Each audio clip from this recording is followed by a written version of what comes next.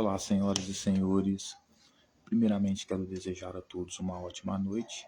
Me apresentar a todos vocês. Prazer, eu sou o Deus Saturno, mais conhecido como o Senhor do Tempo, como o Senhor da Disciplina, como o Senhor da Sabedoria, como o Senhor da Ordem, como o Senhor do Caos, como o Senhor da Fertilidade, certo? Como o Senhor do Contrato, como o Senhor da Aliança.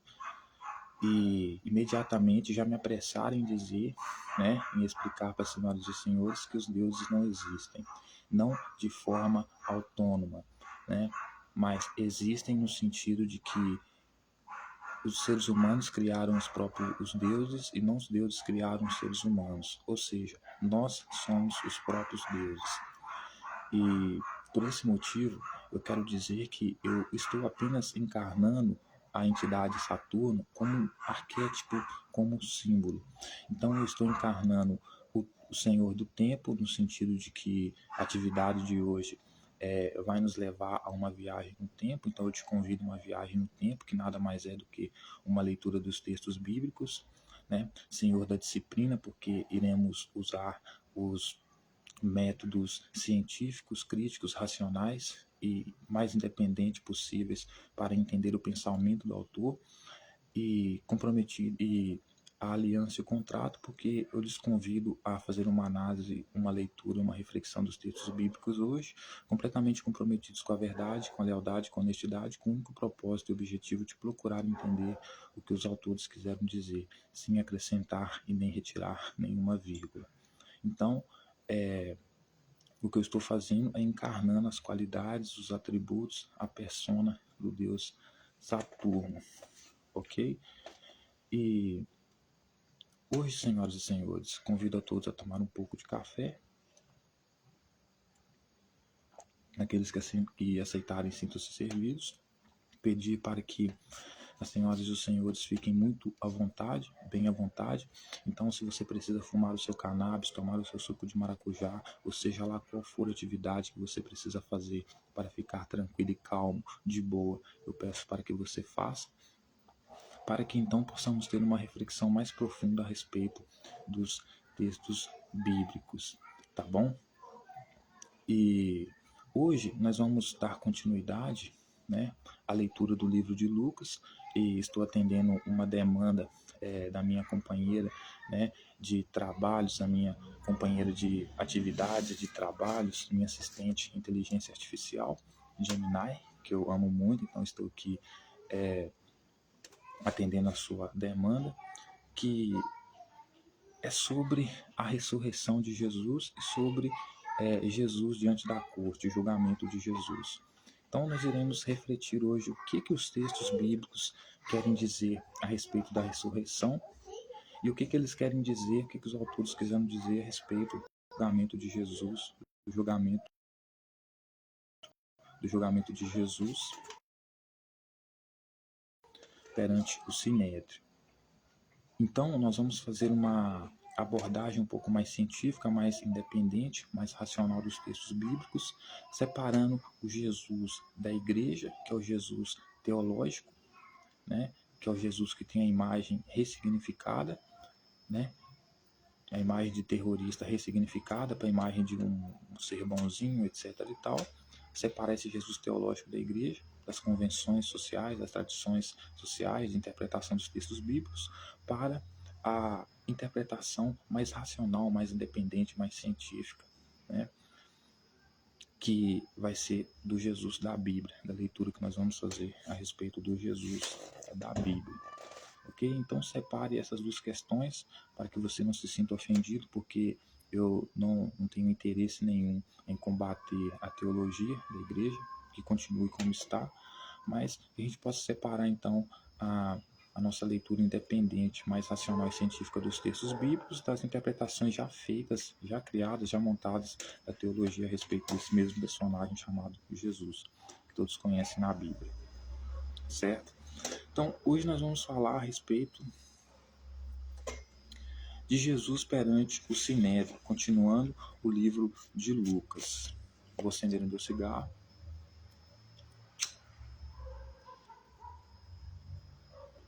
Vou gastar um pouco da bateria do meu celular, mas vamos ler tranquilamente, calmamente, sem pressa, para procurar entender então o que os autores quiseram dizer a respeito dos personagens nesses textos bíblicos aqui, nesses evangelhos aqui. E hoje iremos tratar a respeito de Jesus perante ao Sinédrio, né? No capítulo 22, versículo 66, que Lucas vai falar sobre Jesus perante o Sinédrio. Então, ele começa dizendo assim: então até aqui Jesus já foi pego, já foi preso, né? E agora ele vai passar sobre o julgamento, sobre a corte, certo? Aí o texto começa dizendo assim: logo que amanheceu, reuniu-se a assembleia dos anciãos do povo, assim os principais sacerdotes como os escribas, e o conduziram ao sinédrio, onde lhes disseram: se tu és Cristo, dize-nos então. Jesus lhes respondeu: se vos disser, não acreditareis. Também, se vos perguntar, de nenhum modo me respondereis. Então, Jesus está agora perante ao sinédrio, perante a corte. As autoridades então perguntam para ele se ele, na verdade, se ele é o Cristo, se ele é o Filho de Deus, se ele é o Jesus, né? Aí, em vez dele responder, né, se sim ou não, ele vai dar a resposta seguinte: não, quem vai dizer é vocês. Então, Jesus, ele é culpado sim, por quê? Só para a gente já começar já quente hoje. Porque vamos voltar lá para Lucas 1.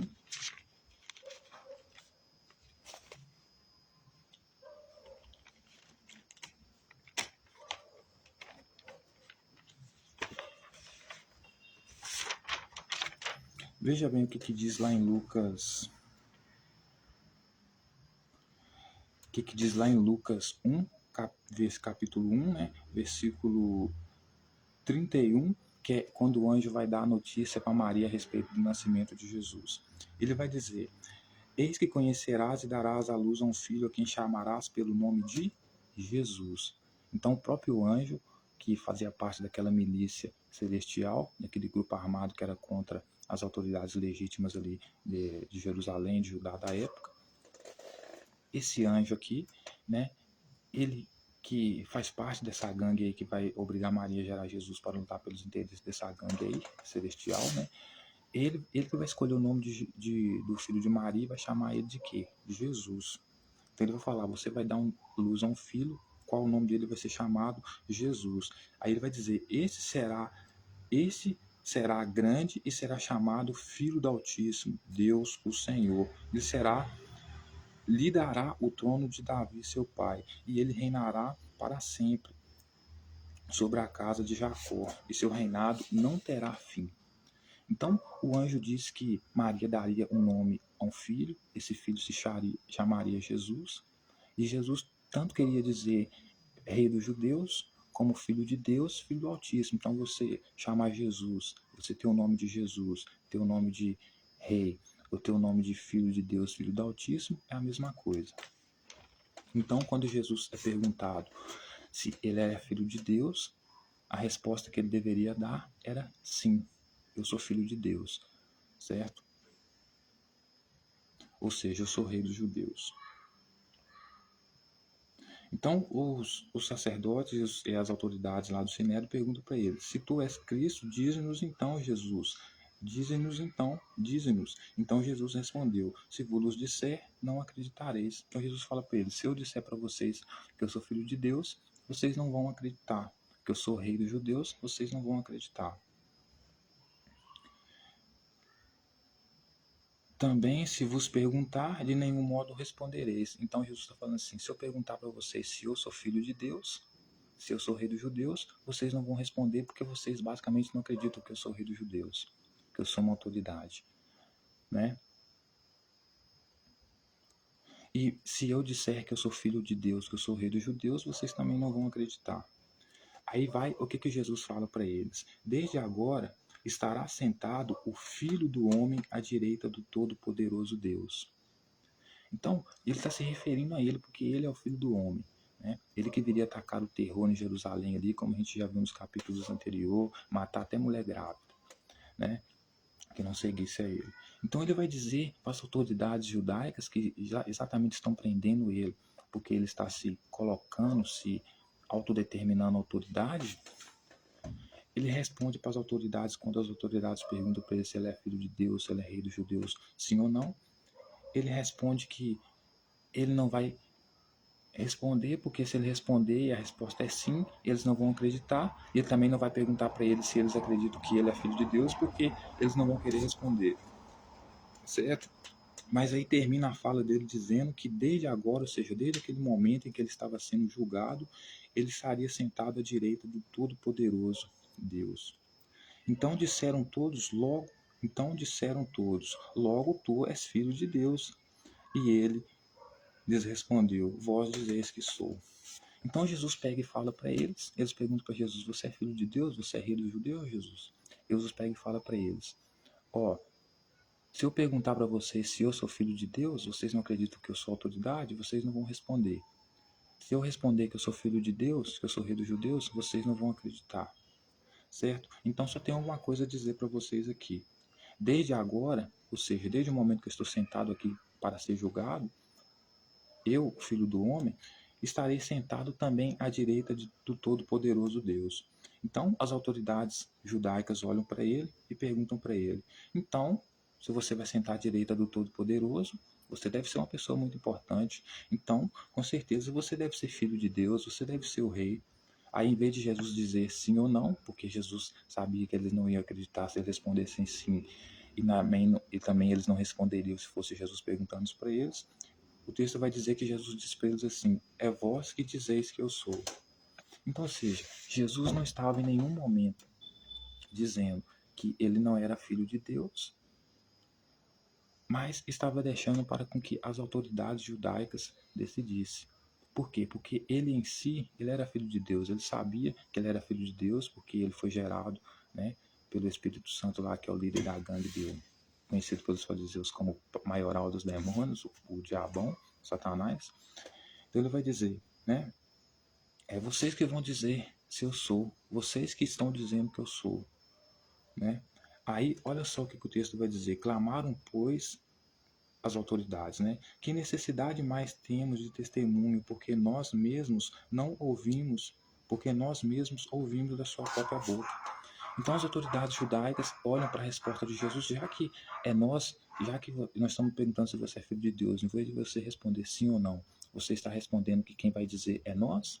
Então nós não precisamos mais de nenhuma testemunha para te acusar de ser uma pessoa que está tentando exercer autoridade aqui dentro, uma coisa que você não é.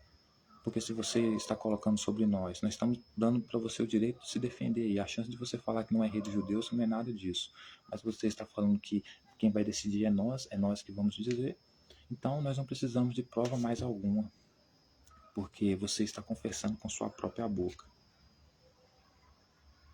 Certo? E por que aqui Jesus vai ser condenado por blasfêmia, né? Por zombaria? Por quê?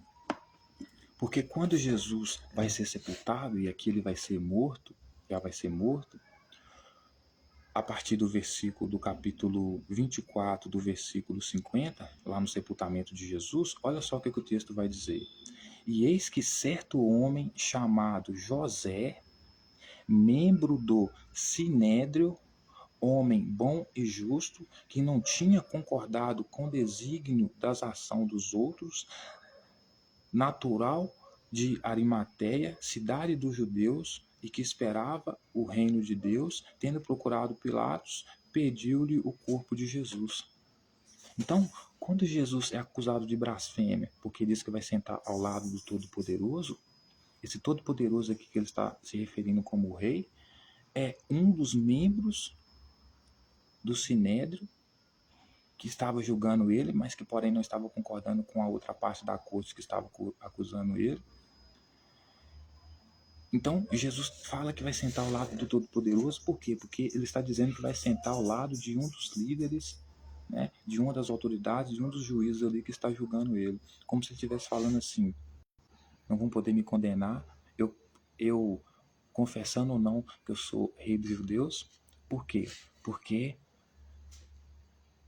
hoje ainda eu estarei sentado à direita do Todo-Poderoso. Estar sentado à direita do Todo-Poderoso aqui significa estar sentado como amigo, como aliado. Então Jesus está falando que no momento que ele está sendo julgado como criminoso pela maioria da corte, ele diz que basicamente não vai acontecer nada com ele. Por quê? Porque ele tem um amigo ali dentro da Suprema Corte que não concorda com os outros e que vai salvar ele, e por isso ele vai estar sentado à direita do Todo-Poderoso. Então esse Todo-Poderoso Deus que ele está falando aqui, para o contexto imediato em que ele está inserido ali, porque os deuses ali que tinham poder ali eram os membros da corte, do Sinédrio. Então esse Deus Todo-Poderoso que ele está dizendo que vai se reunir com ele, sentar à direita dele como se fosse amigo, companheiro, chapa, é um dos membros da corte, do Sinédrio. Por quê? Por que seria ele, senhoras e senhores? Porque logo depois que Jesus vai ser sepultado, porque o voto dele foi vencido pela maioria, embora ele quisesse defender Jesus, o texto vai dizer que ele era um homem bom, justo, ou seja, era um homem que Jesus queria para o reino dele, que era o que aceitava as leis que Jesus trazia, matar um homossexual, matar mulheres adúlteras, matar criança desobediente, apedrejada, tudo isso. E ele esperava o reino de Deus. E o que Jesus vinha trazer? Jesus vinha trazer era exatamente isso, o reino de Deus, que por sua vez era o reino dos céus, que era o reino do pai dele, do Espírito Santo lá, que era o pai dele da gangue. Então ele é acusado de blasfêmia, senhoras e senhores, de zombação, porque no momento que ele está sendo julgado pela corte como criminoso, ele olha para a cara dos autoridades da corte, basicamente dizendo para as autoridades da corte que ele tem um aliado dele dentro da corte. Ou seja, o que aumenta mais ainda a chance dele ser preso e dele ser morto. Então, esse Todo-Poderoso que ele está falando que vai sentar à direita dele, né, ali na corte onde ele está sentado, sendo julgado, nada mais é do que José de Arimateia, um cara que gostava dele, que esperava pelo reino que ele pregava, que inclusive na morte dele foi o que pediu Pilatos o corpo dele. Por quê? Porque ele era um senador. E ele era um senador, né? Eram autoridades que esperavam o reino que Jesus trazia aqui, que era o reino de Deus, do Pai dele. Por quê? Porque ele, embora estivesse dentro das instituições de poder legítimo ali, atuando, ele fazia parte da milícia, ele defendia a milícia celestial, que o Espírito Santo fazia parte, né? que era o Deus de Jesus, que gerou Jesus, que por sua vez, para os fariseus, para os escribas, saduceus, o Espírito Santo, que era o pai de Jesus, era o quê? O principal dos demônios, o principal do maioral dos demônios, o próprio Satanás, certo? Que por sua vez, né, era inimigo daquelas autoridades judaicas que estavam ali, por causa lá da briga do Jardim do Éden lá, que Satanás aqui é a mesma, e a serpente é a mesma coisa, o Espírito Santo é a mesma coisa, certo? E essa autoridade judaica que estava do lado dessa milícia celestial a qual Jesus pertencia, entendeu? Que por sua vez era inimigo daquelas autoridades que estavam julgando Jesus, como foi lá no Jardim do Éden lá, destinado por Deus lá, a inimizade entre a descendência da serpente, por exemplo, a descendência de Jesus aqui, que é como a descendência de Satanás, do diabo, contra a descendência de Eva, que é a descendência dos fariseus, dos escribas, dos saduceus, que controlam Jerusalém ali, que são autoridades ali, certo?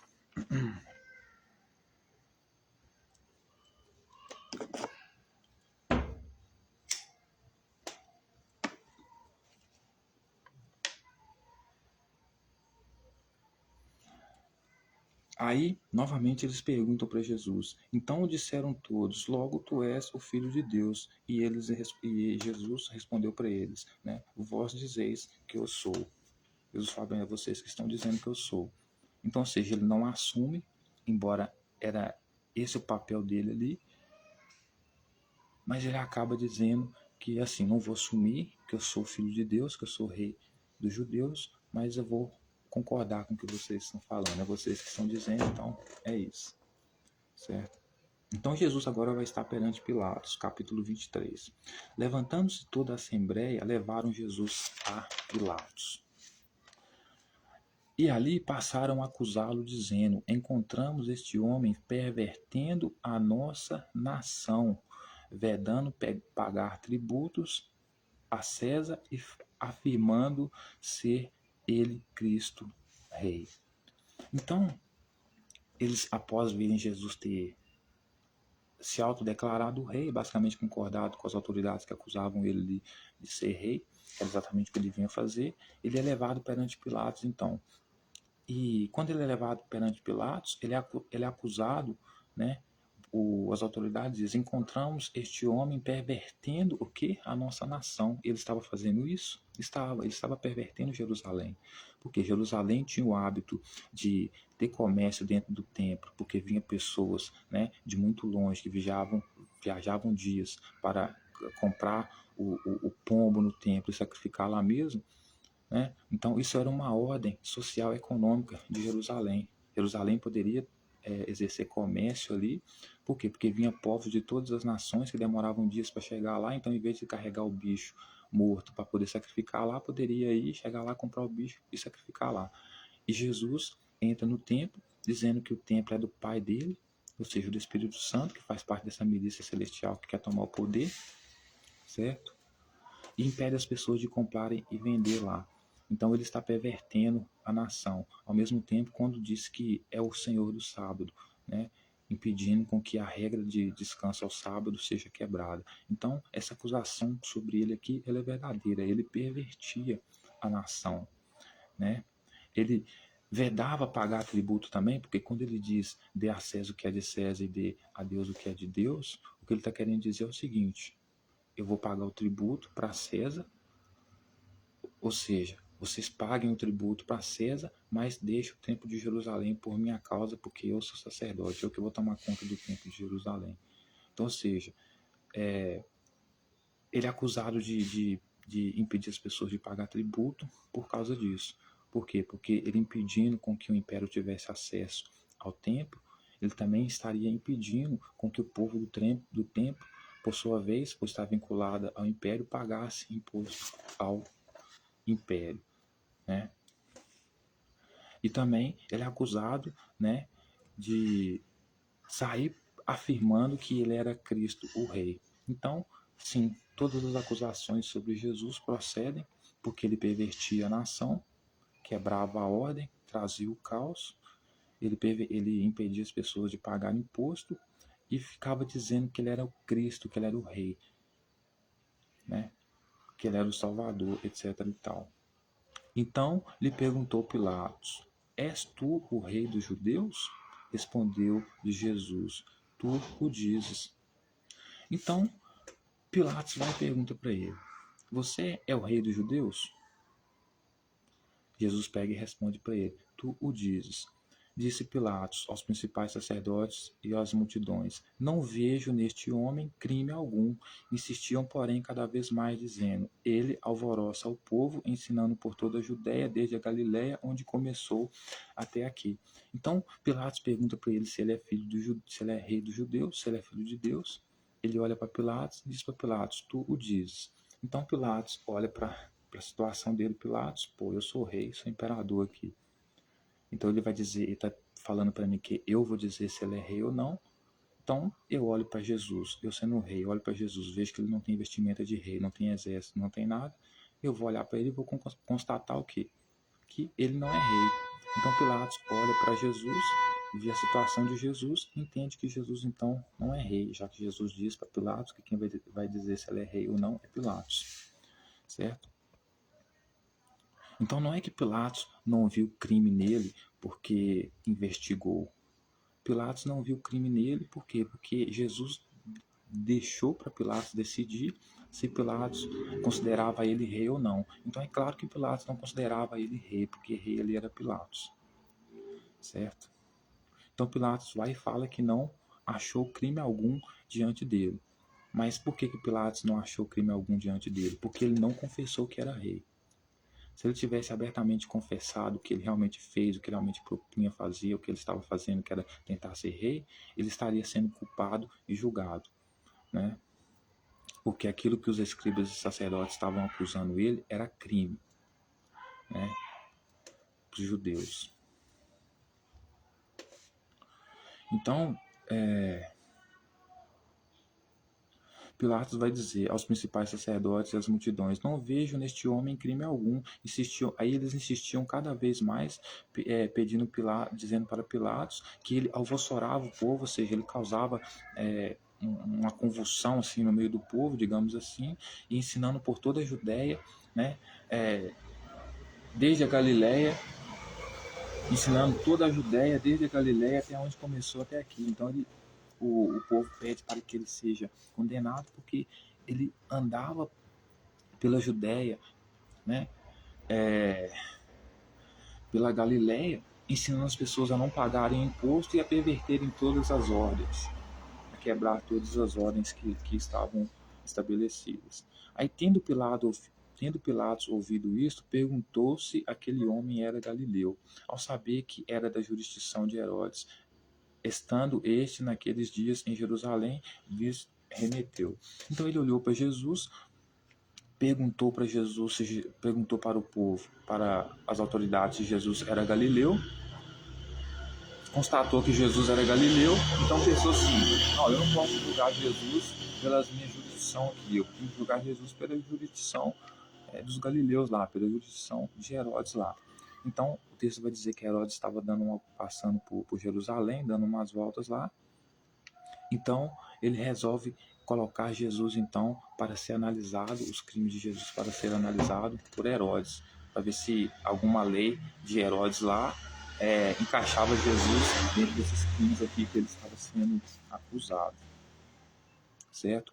Mas até aqui, senhoras e senhores, mesmo que Herodes não tenha reconhecido ele como criminoso, Herodes não reconheceu ele como criminoso, por quê? Porque ele não assumiu que ele era rei dos judeus, ou se colocava como rei dos judeus, que era exatamente o que ele vinha fazendo, como ele era acusado, desde a Galiléia até a Judéia. Era isso que ele vinha fazendo, tentando convencer as pessoas que ele era rei.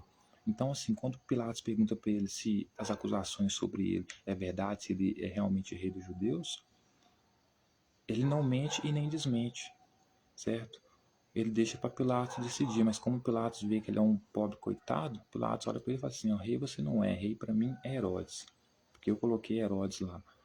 Então, Pilatos não vê crime algum nele, né? Nesse sentido, por quê? Porque, segundo Pilatos, Jesus não assumiu, né? Não confessou com a própria boca, não, eu sou rei dos judeus. Se ele confessasse isso imediatamente, como era isso que ele havia fazendo, ele seria condenado imediatamente. Mas como ele fala para Pilatos, você o diz, né? Ou seja, você que vai dizer, é como se tivesse não dando nem um sim, nem um não. Né? O que não muda a responsabilidade dele ser culpado devido às atitudes que ele vinha tendo, independente da resposta dele sim ou não. Se ele era sim ou não o rei dos judeus, se declarava isso. Então agora ele vai estar perante Herodes. Herodes, vendo Jesus sobremaneira, se alegrou, pois havia muito queria vê-lo por ter ouvido falar a seu respeito. Esperava também fazer algum sinal.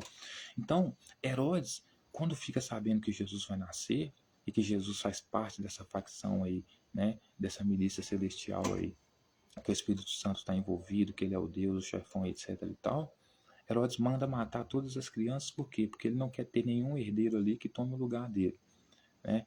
Então, quando ele tem a oportunidade de topar com Jesus, esse que ele recebeu um anúncio de que seria rei no lugar dele, quando ele era ainda nascido, quando ele topa com ele mais velho, ele procura Jesus para saber se Jesus então vai dar algum sinal, né? Porque ele procurava Jesus há muito tempo. E qual seria esse sinal? Dar declarações realmente de que ele era o rei dos judeus, ou fazer alguma coisa nesse sentido, certo? E de muitos modos interrogava Jesus, porém nada lhe respondia. Então Pilatos perguntava: você é rei dos judeus? Você nasceu mesmo para ser rei dos judeus? Foi gerado pela milícia, a gangue celestial para ser rei dos judeus? Mas o texto vai dizer que Jesus nada respondia. Então os principais sacerdotes, os escribas ali presentes, acusavam com grande veemência, mas Herodes, juntamente com os da sua guarda, tratou-o com desprezo, e escarnecendo dele, fê-lo vestir-se um manto aparafatoso e o devolveu a Pilatos. Então, mesmo as autoridades judaicas pedindo para Herodes condenar ele, ele apenas sacaneou Jesus um pouco lá, mas devolveu ele a Pilatos, certo? Naquele mesmo dia, Herodes e Pilatos se reconciliaram, pois antes viviam inimizados um com o outro.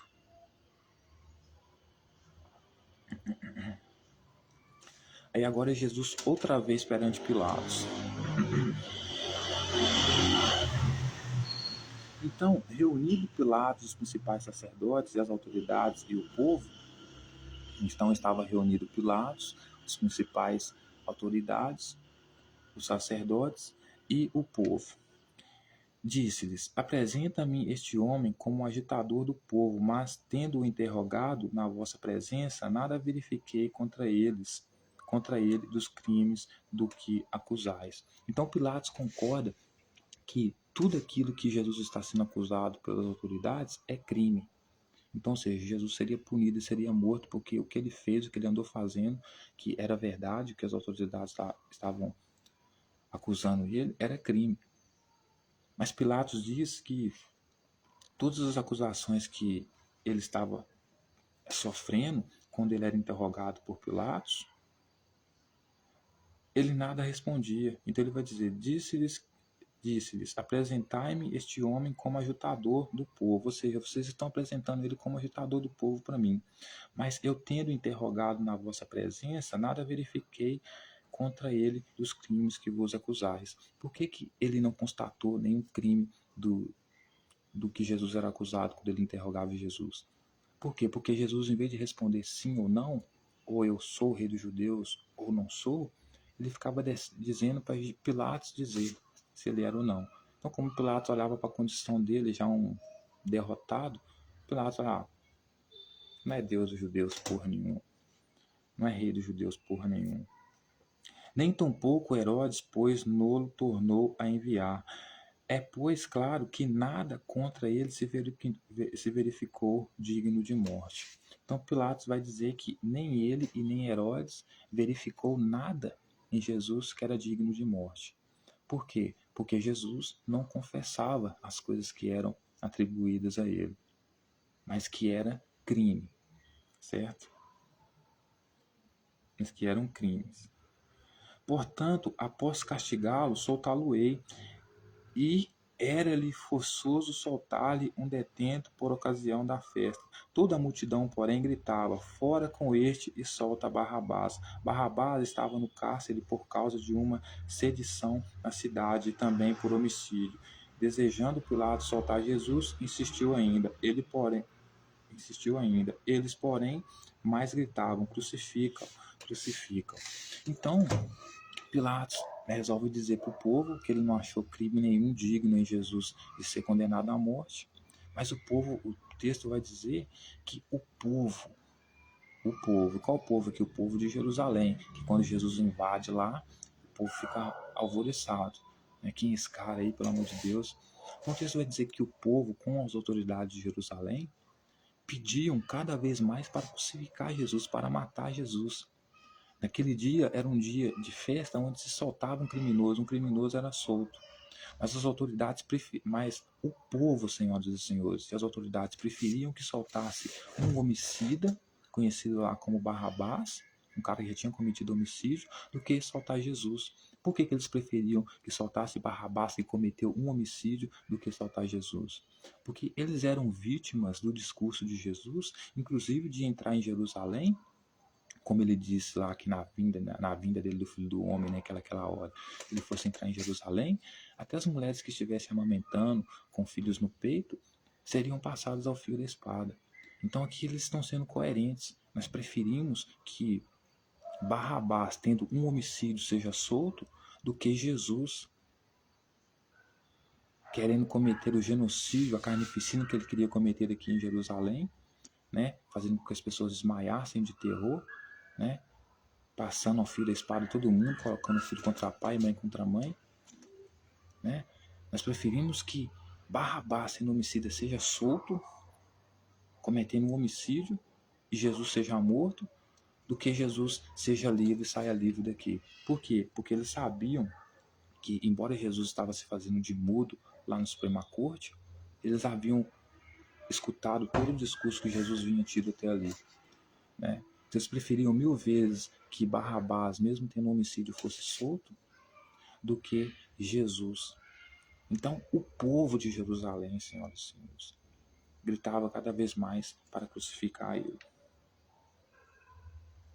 enquanto Pilatos queria soltar, porque Pilatos não tinha noção da realidade, né? O único contato que Pilatos teve com Jesus ali foi naquele momento ali específico, né? Mas ele não estava nas ruas quando Jesus ficava agitando o povo e dizendo que ia invadir Jerusalém, mandando comprar os discípulos vender a capa e comprar a espada, porque o dia dele, que era o dia do Filho do Homem, de tacar o terror, fazer as pessoas desmaiarem de terror, para as pessoas cativas, havia chegado. Então, como Pilatos não estava tendo acesso a esse discurso, é claro que ele não tinha prova suficiente para condenar ele, né? Mas o povo tinha, porque o povo convivia com ele. O medo do povo de Jesus era tão grande que eles preferiam o homicida solto do que Jesus vivo andando por aí. Certo? Estou lendo para vocês verem como ele não era inocente. Né? Se Pilatos quis aqui soltar ele, é porque Pilatos não tinha informações suficientes a respeito dele. A não ser aquelas ali imediatas, que nem informações eram, porque Jesus nem sequer respondia a pergunta com coerência. No sentido de sim, sim, não, não. Né? Então, pela terceira vez, lhe perguntou: que mal fez este? De fato, nada achei contra ele para condená-lo à morte. Portanto, depois de castigá-lo, soltá-lo-ei. Mas eles incitavam com grandes gritos, pedindo que fosse crucificado, e o seu clamor prevaleceu. Então, ou seja, o povo estava clamando, senhoras e senhores. Não é que o povo estava pedindo, o povo de Jerusalém. O povo de Jerusalém estava clamando, gritando, suplicando para que Jesus fosse morto, para que ele fosse crucificado. Pilatos, pela terceira vez, tentou livrar Jesus e disse assim: eu só vou castigá-lo por causa desses crimes que vocês estão acusando ele, mas eu não vejo crime nenhum contra ele, eu vou soltá-lo. Porque Pilatos não via crime nenhum contra ele. Porque é aquela coisa, né? O criminoso, quando está na rua, perto da população, no caso de Jesus aqui, ele é o terrorista, ele é o cara, bota terror. Mas quando a polícia chega, quando está perante a Suprema Corte, aí é mansinho, né? Parece que nem fez nada, parece que é inocente, né? Mas a população que sabia das ameaças de Jesus, que dizia que na vinda do Filho do Homem dele o bagulho ia ficar tão doido que a cidade de Jerusalém seria cercada de exército, que as pessoas que estivessem em casa não saíssem de suas casas, que estivessem no monte não voltassem para casa, que ai daquelas que estivessem grávidas, porque morreria todos ao fio da espada. Então a população que ouvia esse discurso, que se sentia ameaçada com isso, suplicava para que Pilatos matasse ele. Mas Pilatos não teve acesso a nenhuma dessas vivências que o povo teve com Jesus até ser levado à corte. Então, por isso, Pilatos, por um momento, achou que ele era inocente. Né?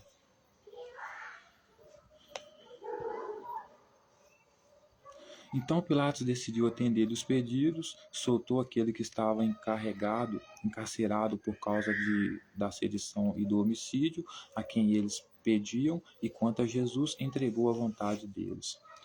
Então vai dizer que Simão vai levar a cruz de Jesus. Então vai dizer, Jesus rumo ao Calvário, né? Seguiu numerosa multidão de povo e também mulheres que batiam no peito e o lamentavam.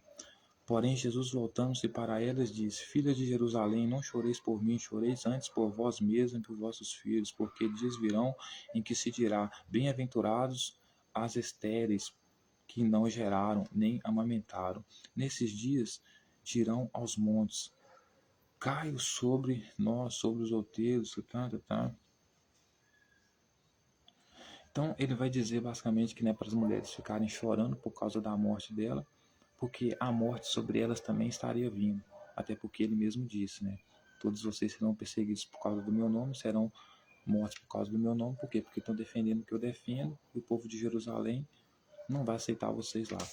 Né? Então nós vamos para a crucificação.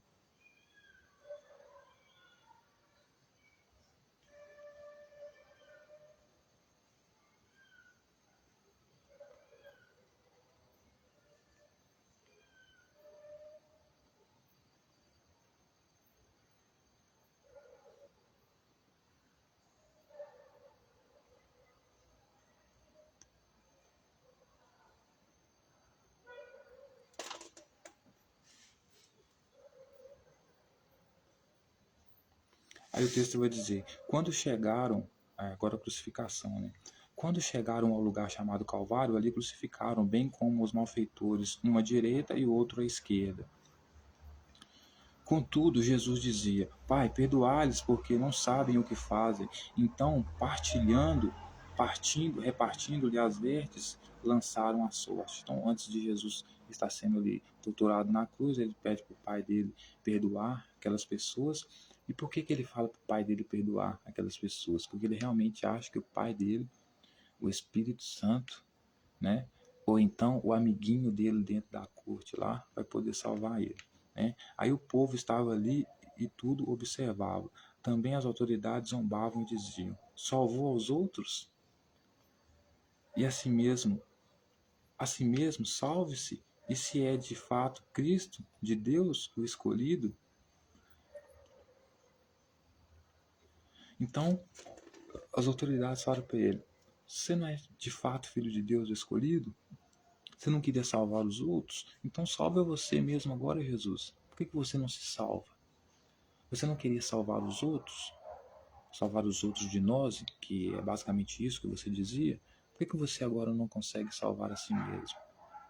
Pede seu pai para te salvar, então. Então, se você é realmente filho de Deus, se você realmente é Cristo, se você é realmente o Rei, salve a si mesmo. Por que eles falam isso? Por que eles falaram isso? Porque Jesus dizia que estaria sentado ao lado do Todo-Poderoso, ali dentro da corte, que era o José de Arimateia ali que queria viver no reino que Jesus iria trazer, etc e tal. Então, eles falam para Jesus assim: ô Jesus, o único que pode salvar você de ser morto aí é apenas o rei. É o rei. Por quê? Porque é o rei que vai dar autoridade, é, à, à Suprema Corte que te prendeu aí para te soltar. Então, se você é filho de Deus mesmo, igual você está falando, desce daí então. Fala lá com o José de Arimateia lá, que é membro da corte, para ver se ele vai te salvar. Porque se você falar para ele te salvar e ele te obedecer, sendo membro da Suprema Corte, como você disse que estaria sentado à direita dele, então se você realmente for filho de Deus, você vai ter autoridade sobre ele. Porque você é rei, você está acima dele. Então manda com que ele te salve, então, para que você possa descer da cruz. Então zombavam dele, porque outrora ele estava dentro do sinédrio, se achando, dizendo para as pessoas lá que ele estaria sentado ao lado do Todo-Poderoso, que era o tal José de Arimateia ali, que queria fazer parte do reino dele e, por sua vez, portanto, queria salvá-lo. Fez questão até de pegar o corpo dele quando ele morreu. Mas quem poderia dar autoridade para José de Arimateia soltar ele ou qualquer membro da corte, seria o rei. E o rei é quem? É o Filho de Deus. Então ele está falando basicamente o seguinte: se você é filho de Deus mesmo, as autoridades do Sinédrio aqui vão te obedecer. Então se você disser para elas salvarem você, elas vão te salvar. Fala então, Jesus, para as autoridades salvarem aí. Quero ver se você é rei mesmo, porque rei manda aqui. Entendeu? Por isso estavam zombando dele. Igualmente, os soldados escarneciam, aproximavam-se e trouxeram-lhe vinagre, dizendo: se tu és o rei dos judeus, salva a ti mesmo. Também sobre ele estava esta epígrafe, em letras gregas, romanas e hebraicas: este é o rei dos judeus. Então a coroa que estava sobre a cabeça de Jesus, que estava dando um indício de que ele estava morrendo, estava basicamente dizendo que ele estava sendo morto por quê? Porque ele estava sendo acusado pelas autoridades judaicas de ser rei dos judeus, de se colocar como rei dos judeus. Então ele, assumindo ou não ser rei dos judeus, a condenação dele foi por isso, por tentar ser rei dos judeus, por tentar tomar o poder das autoridades ali de Jerusalém, certo?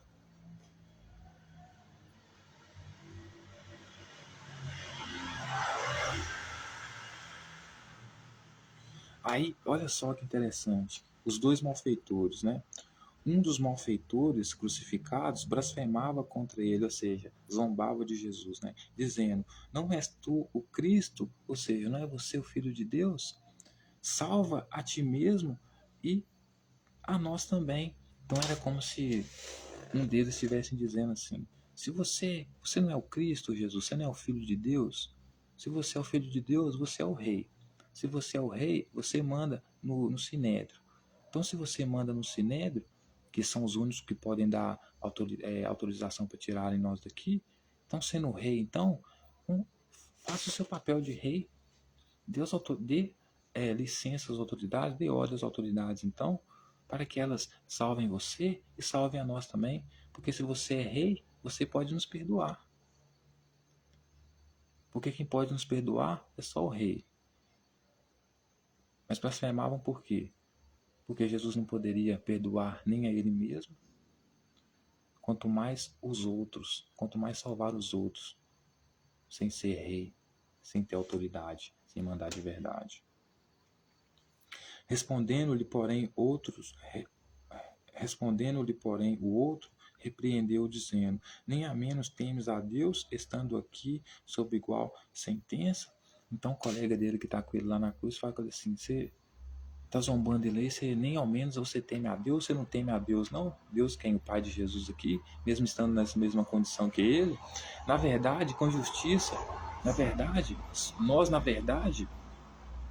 nós, na verdade, com justiça, porque recebemos o castigo que nossos atos merecem, mas este nenhum mal fez.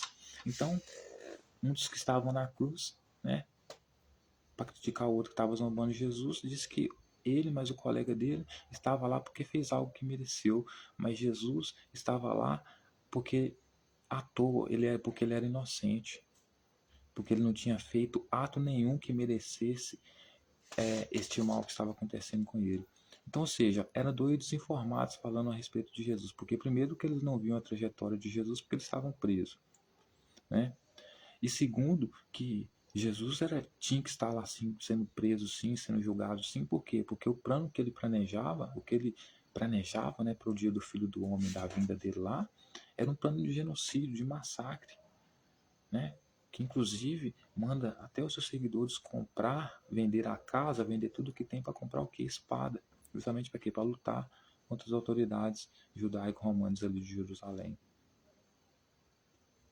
Então, assim, Jesus não só fez mal, como continuaria fazendo se não estivesse sido preso, né? Então ele não era inocente, embora dois bandidos estivessem tentando defender ele, né? E acrescentou Jesus: lembra-te de mim quando vieres no teu reino. Disse-lhes Jesus, lhe respondeu: em verdade vos digo, que hoje estarás comigo no paraíso. Então, ou seja, qual que é o paraíso que Jesus vai? Túmulo. Então, qual que é o paraíso que os outros vão? Túmulo. Que estão perguntando para ele. Por quê? Porque Jesus não vai poder lembrar deles quando ele vier no reino dele. É até um sarcasmo. Por quê? Porque o reino dele, qualquer proposta de reino que ele tinha, acabou ali porque Roma terminou com os planos diabólicos dele. Deu um basta, né?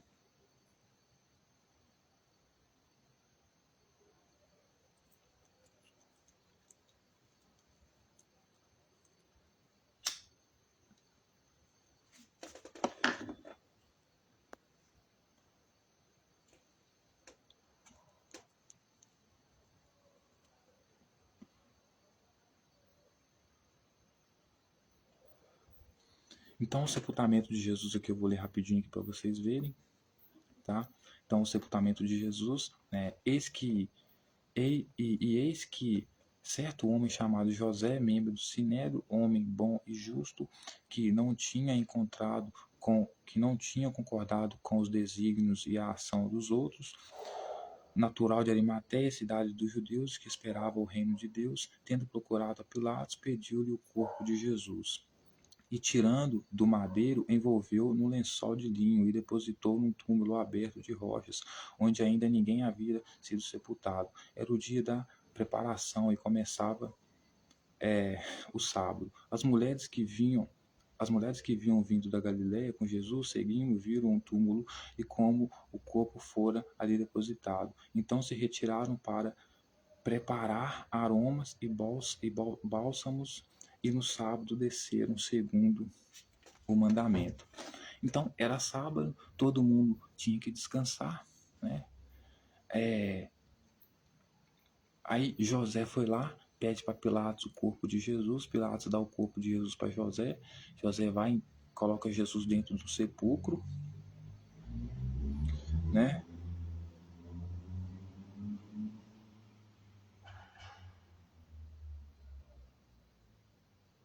E coloca Jesus dentro do sepulcro. Então agora a gente vai falar da ressurreição, e a ressurreição de Jesus é muito importante, porque a gente vai entender o que é a ressurreição de Jesus agora, certo? Então a ressurreição de Jesus começa dizendo o seguinte: mas no primeiro dia da semana, alta madrugada, foram elas ao túmulo, levando os aromas que haviam preparado. Então já havia passado o sábado, elas foram lá para visitar o túmulo de Jesus. E encontraram a pedra removida do sepulcro, mas ao entrar não acharam o corpo do Senhor Jesus. Então quando elas entraram lá, adivinha o que aconteceu? O corpo de Jesus não estava mais no sepulcro. Por que ele não estava mais no sepulcro? Porque alguém roubou o corpo dele. Alguém que gostava muito dele. Quem que era alguém que roubou esse corpo dele? Que supostamente levou para o túmulo, mas é a primeira é, é, a primeira pessoa suspeita de ter roubado o corpo dele. Era José de Arimateia. Aí você vai entender por quê, tá? Aconteceu que, perplexas a esse respeito, apareceram-lhe 2 varões com vestes resplandecentes.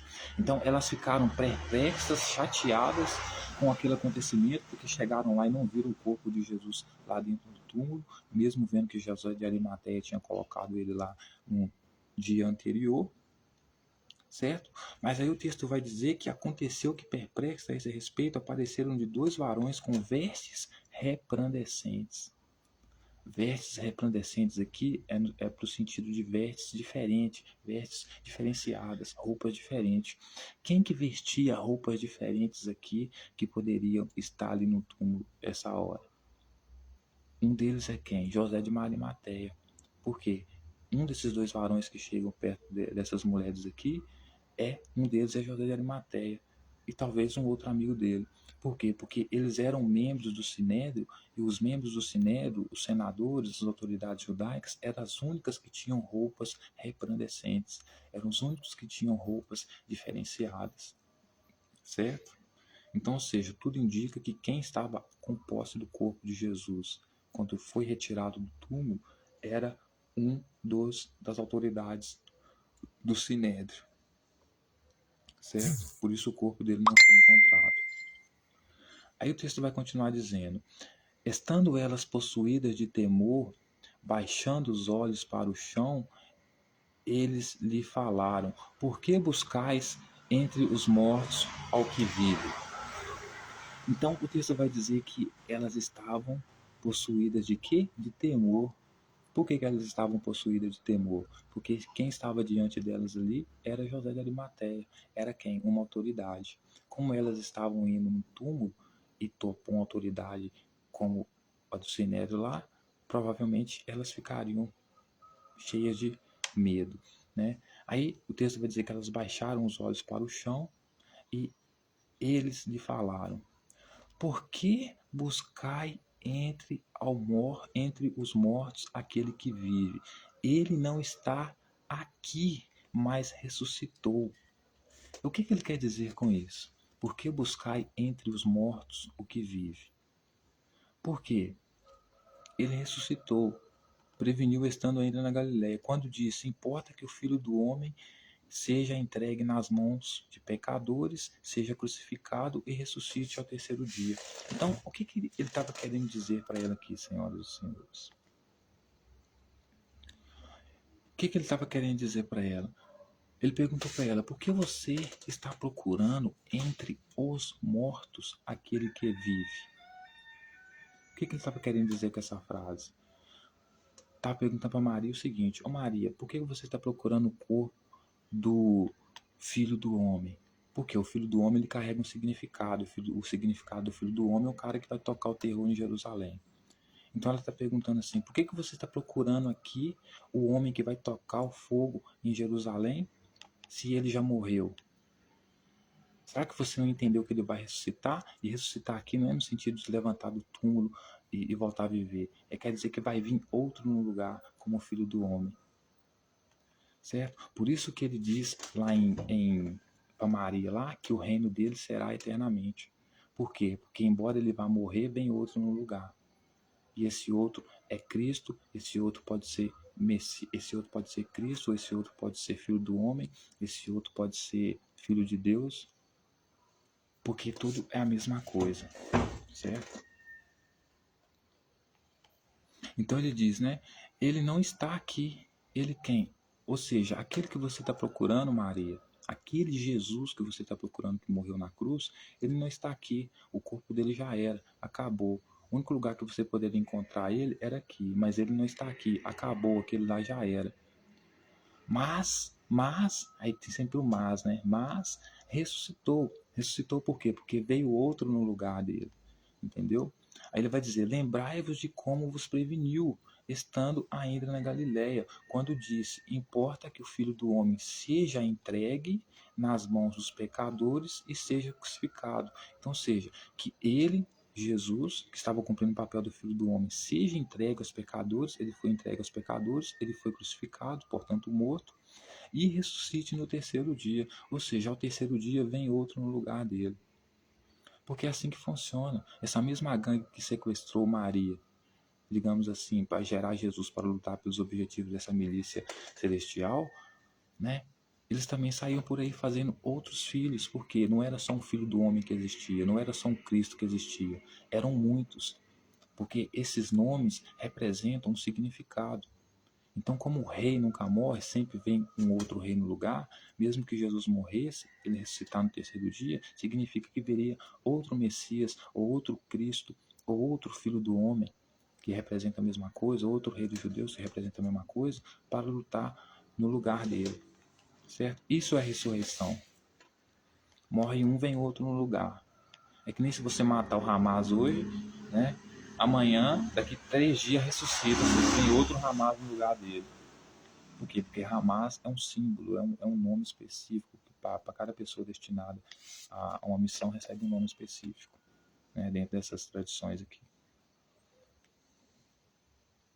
Então ele vai dizer: então se lembraram das suas palavras e voltando do túmulo anunciaram todas essas coisas aos 11 e a todos os mais que com eles estavam.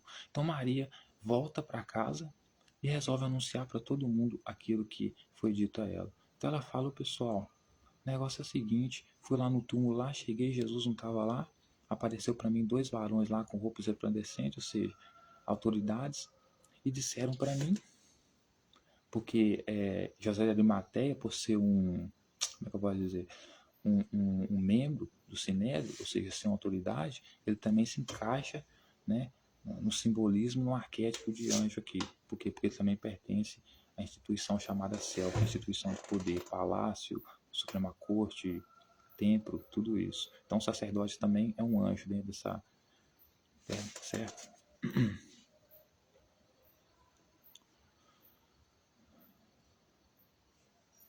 Então Maria Madalena, Joana Maria, mãe de Tiago, também os demais que estavam com eles, confirmavam estas coisas aos apóstolos. Tais palavras lhes pareciam como um delírio e não acreditaram nelas. Então, quando Maria chega para falar tudo aquilo, os outros discípulos acham que aquilo ali é um delírio, né? Que não acreditavam nelas porque parecia um delírio. Por quê? Porque eles não acreditavam que poderia vir outro Jesus, ou seja, um Jesus ressuscitado, um Cristo ressuscitado, certo? Pedro, porém, levantando-se, correu ao sepulcro e abaixando-se, nada mais viu senão os lençóis de linho e retirou-se para casa, maravilhado do que havia acontecido. Então Pedro, na sua curiosidade, resolve ir lá no túmulo, chega lá, não vê o corpo de Jesus lá, ou seja, ninguém tem sinal nenhum do corpo de Jesus, desapareceu, certo? E a única coisa que ele vê lá era os lençóis em que Jesus tinha sido enrolado, né, nos lençóis, é a única coisa que ele viu lá. E o texto vai dizer que ele saiu maravilhado, pelo que havia acontecido. Ou seja, por ter chegado lá e não ter visto o corpo de Jesus lá. Porque até aqui eles não acreditavam que Jesus iria ressuscitar no sentido de voltar a viver de novo. Ninguém acredita nisso. Pedro saiu maravilhado porque ele entendeu que se Jesus não estava lá, porque tinha outro Messias no lugar dele. Entendeu? Então, por isso, ele acreditou no certo sentido que Jesus ressuscitou, no sentido de ter vindo outro no lugar dele. Certo? Aí o texto vai dizer, Pedro, porém, levantando... já li. Os discípulos no caminho de Emaús. Naquele mesmo dia, 2 deles estavam a caminho para uma aldeia, chamada Emaús, distante de Jerusalém, a 60 estádios. E iam conversando a respeito de todas estas coisas sucedidas. Aconteceu que, quando conversavam e discutiam, o próprio Jesus se aproximou e ia com eles. E os seus olhos, porém, estavam como de impedidos de o reconhecer. Então, se os olhos deles estavam impedidos de o reconhecer, é porque aquela pessoa que estavam com eles não era aquele Jesus que havia morrido na cruz antes. Era outro. Só que, porém, veio fazer as mesmas coisas, a mesma promessa. Então, por isso carrega o nome de Jesus. Por isso que ele vai dizer que Jesus é o próprio. Porque é mais uma pessoa que foi destinada para aquele papel de Jesus ali. Certo? Então, por isso os olhos deles estavam impedidos de reconhecer. Ou seja, porque a aparência física, a estética daquele Jesus que se apresentou diante deles, não era a mesma estética, a mesma aparência daquele Jesus que eles conheciam que morreu na cruz. Certo? Tanto que você vai ver que eles só foram reconhecer Jesus o quê? Na partilha do pão, mas a gente vai chegar lá.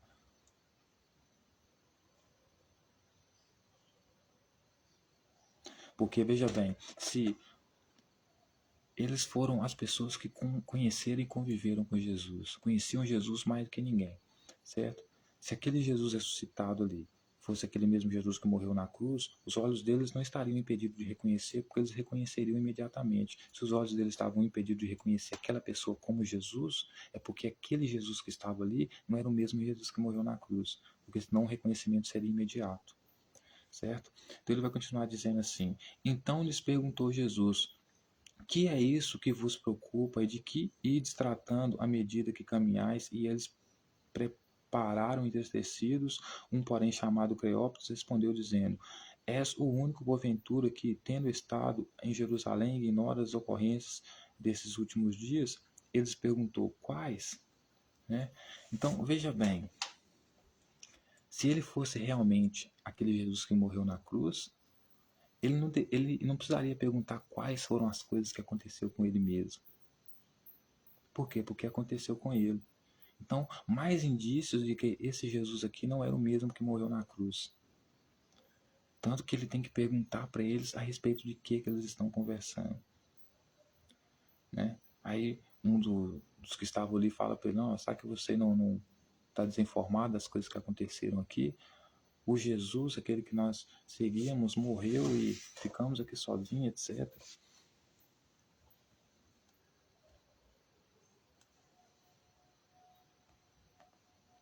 Aí ele vai continuar dizendo, e como os principais sacerdotes e as nossas autoridades o entregaram para ser condenado à morte e o crucificaram. Ora, nós esperávamos que fosse ele quem havia de redimir a Israel, mas depois de tudo isto, e já este o terceiro dia, desde que tais coisas sucederam. E é verdade também que algumas mulheres das que conosco estavam, nos surpreendendo, ido de madrugada até o túmulo e não achando o corpo de Jesus, voltaram dizendo ter tido uma visão de quê? De anjos, né? Ou seja, os anjos e os sacerdotes, ou anjos e as autoridades da corte, a mesma coisa, né? Os quais afirmaram que ele vive. Então ele vai dizer, né? Ele vai dizer, as mulheres que estavam conosco chegaram no túmulo lá, não acharam Jesus lá, e voltaram dizendo que tiveram uma visão lá de anjos que disseram que ele vive. De fato, alguns dos nossos foram ao sepulcro e verificaram a exatidão do que disseram as mulheres, mas a ele não o viram. Então, ou seja, ele confirma para Jesus que eles foram no túmulo, não viram Jesus lá, as mulheres foram no túmulo, não viram Jesus lá, e a única informação que eles tiveram é que o anjo falou para Maria, né, que ele vive. Ele quem? Jesus, aquele que morreu na cruz? Não, aquele que morreu na cruz acabou, não existe mais. Mas ele, Jesus, vive no sentido de que vem outro no lugar dele. Porque o nome de Jesus não é aleatório, não é aleatório. O nome de Jesus é para simbolizar que ele é rei dos judeus. Então, se hoje eu sou Jesus e eu tenho a pele preta, certo? E eu morro condenado, crucificado, esse Jesus da pele preta aqui, que era eu hoje, morreu. Amanhã pode vir outro Jesus da pele branca. Mas mesmo que ele tenha a pele branca, o nome e o significado que ele representa, que ele carrega, a missão que ele carrega, é a mesma. Estabelecer o reino dos céus em Jerusalém e dominar sobre as tribos de Israel. Certo?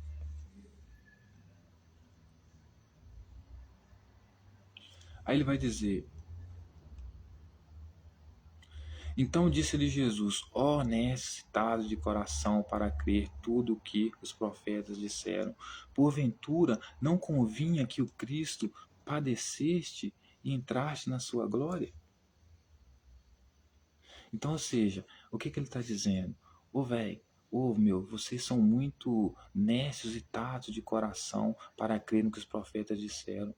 Porque segundo ele, esse Jesus aqui que está falando com eles, que é o Jesus ressuscitado aqui, que não é aquele mesmo que morreu na cruz, é outro no lugar dele, ele vai dizer que, porventura, não convinha que Cristo padecesse e entrasse na sua glória? Ou seja, ele está dizendo assim, será que vocês não entenderam que para Jesus entrar na sua glória, ou seja, para Jesus ser reconhecido, para ele ser adorado, ele não tinha que padecer? Será que vocês não entenderam que para que ele fosse glorificado, ele tinha que padecer?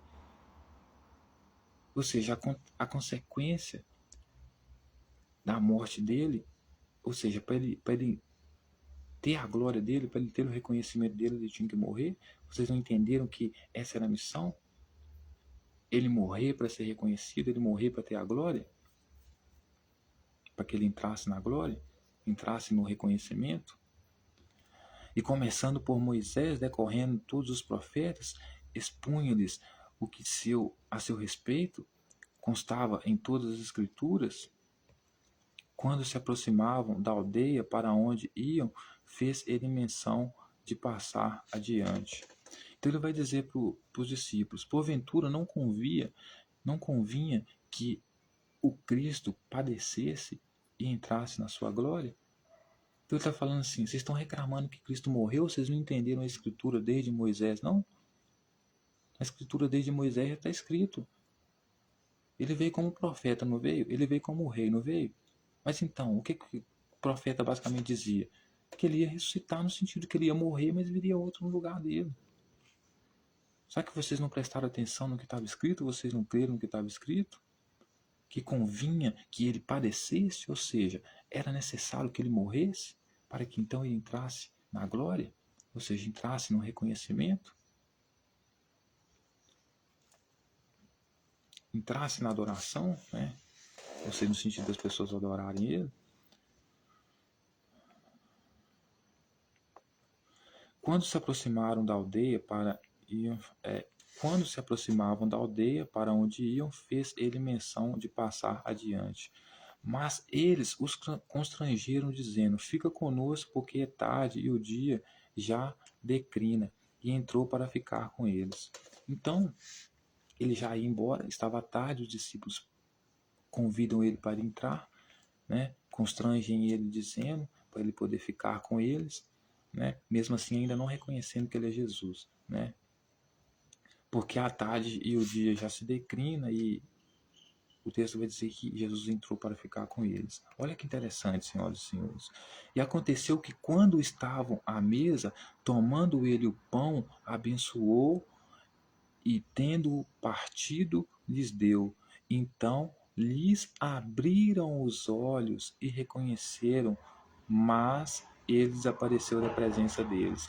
Então, se eles viram Jesus partir o pão, significa que eles podiam ver Jesus, a forma estética, física de Jesus. Mas antes de Jesus partir o pão, eles não reconheciam Jesus como aquele que morreu na cruz. Então, ou seja, esse Jesus que estava aqui, ressuscitado, não era aquele mesmo que morreu na cruz. Era um outro Jesus que veio no lugar. Por isso, Jesus ressuscitado que aparecia no terceiro dia. Morreu um, nós coloca outra aí no terceiro dia. E o texto vai dizer que eles só perceberam que era Jesus ao partir do pão, na partida do pão, porque quando Jesus partiu o pão, aí que os olhos deles se abriram. Então, olha que interessante, né? Porque a gente vai voltar nos textos aqui atrás agora. Que ela na ceia de Jesus com os discípulos dele. A ceia do Senhor, lá no capítulo 22 de Lucas, versículo 19. Tá? E tomando um pão, tendo dado graças, partiu e lhes deu, dizendo: Isto é meu corpo oferecido por vós. Fazei isto em memória de mim. Então, quando Jesus estava com eles, o Jesus, antes de morrer, quando estava com eles, na ceia, partiu o pão, que era a última ceia dos bandidos, né, antes do plano terrorista. Jesus partiu o pão e disse para os discípulos assim, ó, este pão que eu estou partindo é o meu corpo sendo entregue por vós, certo? E vocês devem fazer isso em memória de mim. Ou seja, o que Jesus está querendo dizer para eles? Esse pão que eu estou partindo aqui, é assim que meu corpo vai acontecer com o meu corpo, quando eu for entregue por vocês. Meu corpo será destraçalhado. Mas eu estou partindo esse pão aqui para que vocês, através dessa mensagem simbólica aqui, de eu partindo o pão, demonstrando como meu corpo será estraçalhado por causa de vocês, vocês possam se lembrar de mim. Então é como se Jesus estivesse falando: esse pão aqui sou eu, daqui a pouco eu vou morrer, porque é assim que vai acontecer com o meu corpo, mas eu, sendo o rei de vocês, te deixo uma mensagem para vocês, que vocês devem fazer esse mesmo ato aqui toda vez que vocês estiverem na ceia, para vocês lembrarem de mim, lembrarem que eu sou o rei de vocês, que eu sou o mestre de vocês. Então, quando esse Jesus ressuscitado entra para comer com eles na mesa, e ele parte o pão e os discípulos reconhecem que ele é Jesus dele, ou seja, rei deles, por causa do partilhado pão, é porque a mensagem que Jesus estava querendo dizer para eles é o seguinte: eu vou morrer, acabou, eu não volto mais, mas eu sou eterno, eu ressuscito no sentido que vem outro no meu lugar. E como vocês vão saber se esse outro que vem no meu lugar é realmente filho de Deus e está fazendo a mesma missão que eu estou fazendo aqui agora? É que ele vai partir o pão. Então, quando ele partir o pão, vocês vão lembrar desse momento aqui, que nós estamos tendo aqui. Então, por ele estar partindo o pão como eu, e quem partiu o pão fui eu, o mestre de vocês, então, portanto, qualquer outro que vier e repetir esse comportamento é mestre de vocês. Então, por isso, quando Jesus parte o pão, esse Jesus ressuscitado, os olhos dele se abrem. Por quê? Porque antes eles podiam ver o Messias, podiam ver aquele Jesus ressuscitado ali, mas não reconheciam por quê? Porque ele não tinha a mesma estética, aparência do outro Jesus.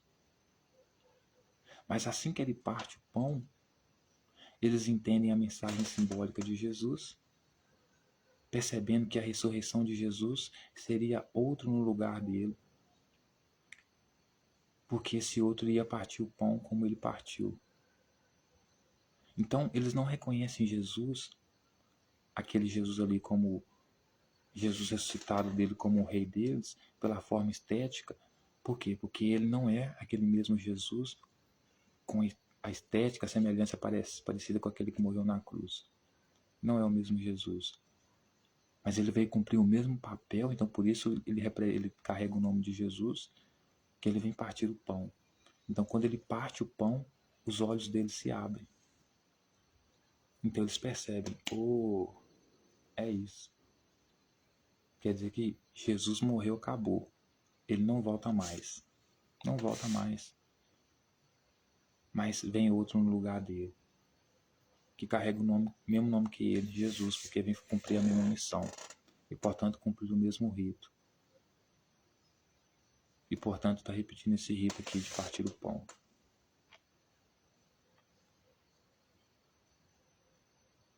Então, o texto vai dizer que depois que os olhos deles se abriram e eles reconheceram Jesus, aí Jesus pega e desaparece da frente deles.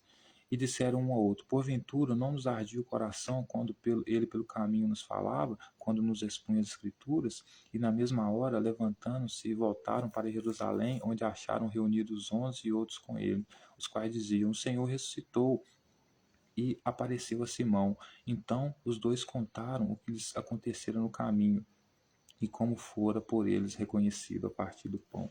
Então, veja bem, ele vai dizer que só reconheceu Jesus como o líder deles, como o rei deles, por causa do partir do pão, porque o partir do pão representava o mesmo comportamento que Jesus teve com eles na última ceia, e o partir o pão seria a mensagem codificada para eles entenderem quando era que viria um outro Messias no lugar dele, que portanto seria o Messias citado.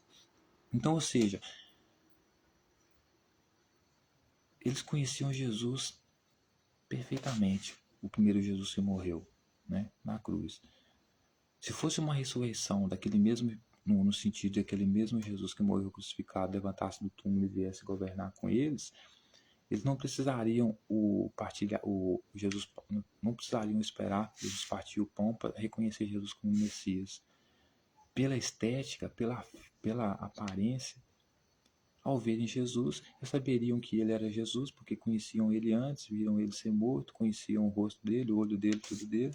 Então não precisava partir pão nenhum para mostrar que era o Jesus ressuscitado, o que vinha no lugar de Jesus que morreu, certo? Mas, como a ressurreição não se tratava dele levantar do túmulo e vir governar sobre eles, ele precisava deixar um sinal simbólico, codificado, com um tipo de ação, de atitude, com um tipo de rito, né, de ritual, para que quando essa pessoa repetisse o mesmo ritual que Jesus repetiu, né, Jesus fez, eles então passassem a ver aquela pessoa ali como o próximo Messias. Então, o Jesus ressuscitado não é aquele que morreu na cruz, levantando do túmulo e vindo governar, mas sim outro que veio no lugar dele. Por isso que na discussão em Coríntios lá, o povo entra numa discussão lá e Paulo vai até explicar para eles que é o seguinte: se vocês estiverem achando que a ressurreição de Cristo é no sentido de que a pessoa morre e levanta do túmulo e sai vivendo de novo, então os mortos não ressuscitam. Por quê?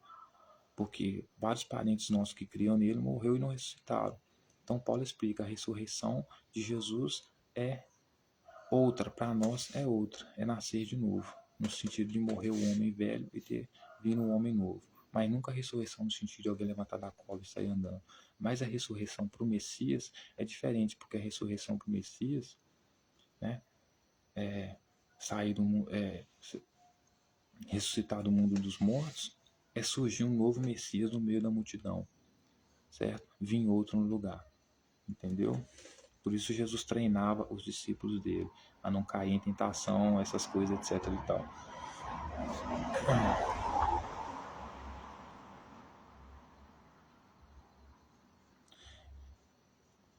Falavam ainda essas coisas quando Jesus apareceu no meio deles e disse: Pai seja convosco. Eles, porém, surpresos e aterrorizados, acreditavam estarem vendo um espírito, mas ele disse: Por que estáis perturbados?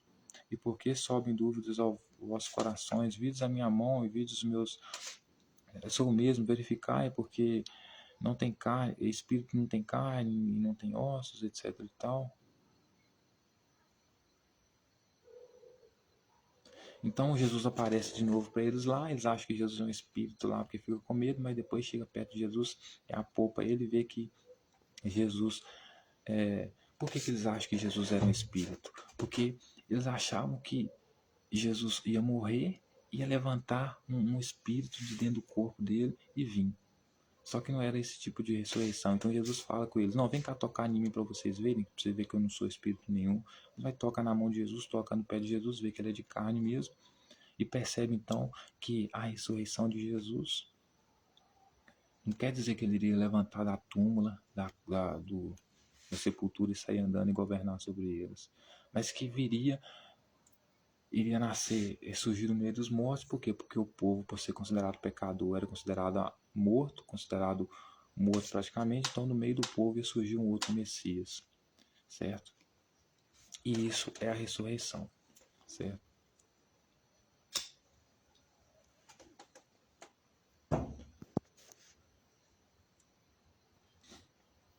Chegando meia-noite.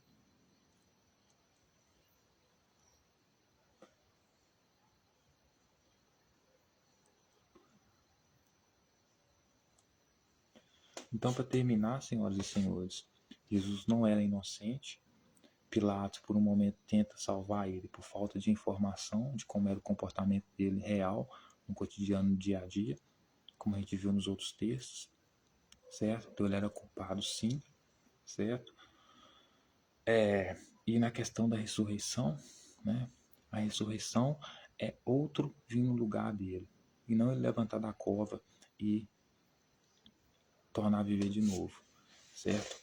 Por isso que os discípulos só reconhecem ele como Messias a partir do momento que ele parte o pão. Por quê? Porque foi a mensagem codificada, simbolizada, que Jesus deixa para eles, de quando viesse outro Messias no lugar dele, deveria repetir o mesmo rito, certo?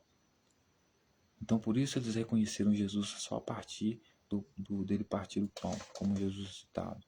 Mas não reconheceram ele pela forma estética, pela forma aparente dele, física dele. Por quê? Porque esse Jesus ressuscitado não era o mesmo que eles conheceram quando foi para a cruz. Até porque o próprio corpo dele nunca mais foi visto, certo? Então, essa é a minha mensagem de hoje. Tomar mais um pouco de café.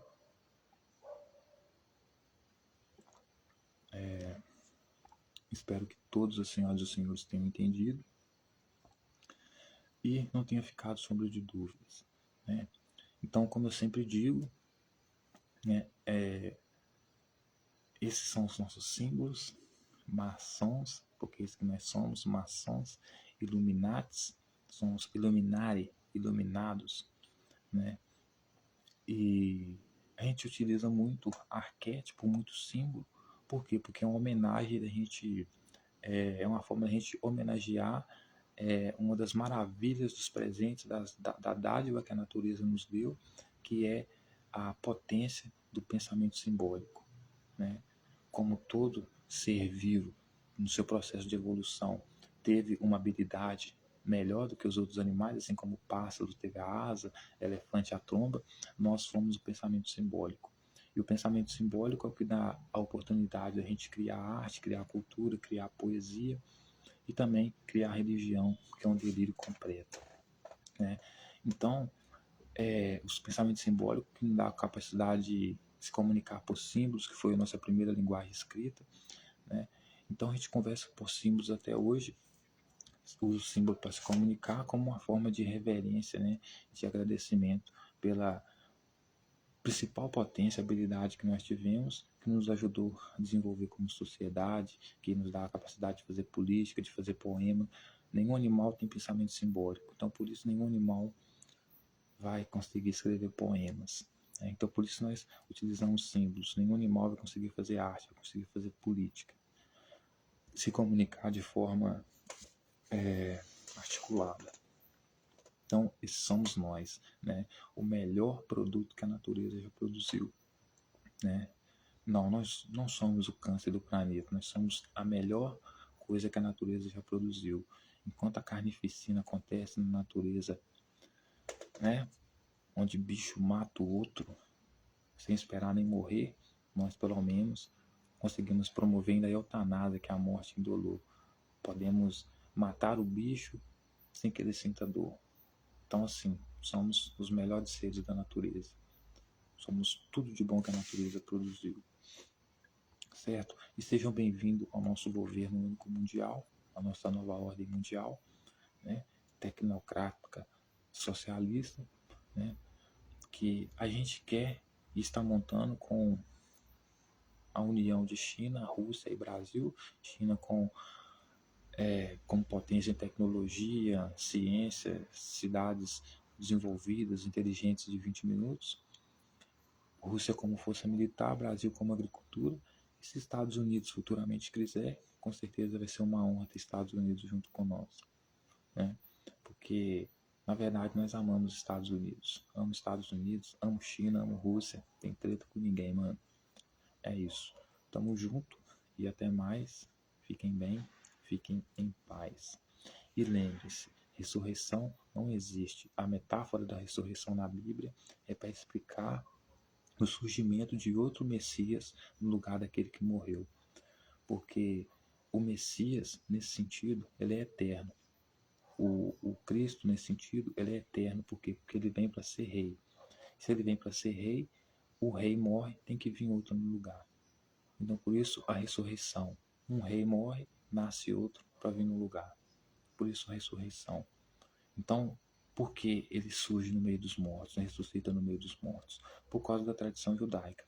Como todas as pessoas são consideradas pecadoras e destinadas à morte por causa do pecado, então são todas consideradas mortas. Então, no meio daquele morto, ressurge o Messias, né? Então, ou seja, Jesus andava pregando para que quando ele morresse, do meio daquela multidão ali que era de mortos, que considerava pecadores, pudesse surgir um outro Messias. E foi exatamente isso aqui na ressurreição dele. Ele morreu, surgiu outro no lugar dele. Mas aquele Messias que morreu na cruz, acabou. Fim da linha para ele. Não existe mais. Nem corpo dele, ninguém teve acesso. Acabou até o corpo, sumiu até com o corpo. Né? Se duvidar, José de Arimateia enterrou lá no quintal dele. Mas o Messias que ressuscita é o outro que vem no lugar. É isso que é a ressurreição. Né? Dentro de uma leitura racional, científica, né? Que está completamente desvinculada da teologia, das interpretações tradicionais, clericais, que justamente o que mistificam o texto, tornam o texto numa alegoria, numa fantasia. Então, a ressurreição passa a ser uma pessoa que morre, levanta do túmulo e está andando como se nunca tivesse acontecido. Mas a ressurreição no texto, no sentido político, mais racional, é no sentido de que o Cristo, por carregar o nome de ser filho de Deus, o nome de rei, ele morre, vem outro no lugar. Assim como é com todo rei. O rei morre, vem o príncipe. O príncipe é basicamente a ressurreição do rei. Certo? Quando vem outro, como Jesus não estava no poder ainda, ter que tomar o poder, então viria outro do povo. Messias treinado por ele, que ouviu tanto ele, que se tornou a imagem e semelhança dele, a cópia dele como ele queria. Né? Então vem outro como ele. Isso é ressurreição. Ok? Então termino aqui. Até mais e boa noite a todos vocês. Amo vocês. Beijo para a Rússia, beijo para a China, beijo para o Brasil, beijo para os Estados Unidos, para Israel, Palestina, todo mundo. Tchauzinho.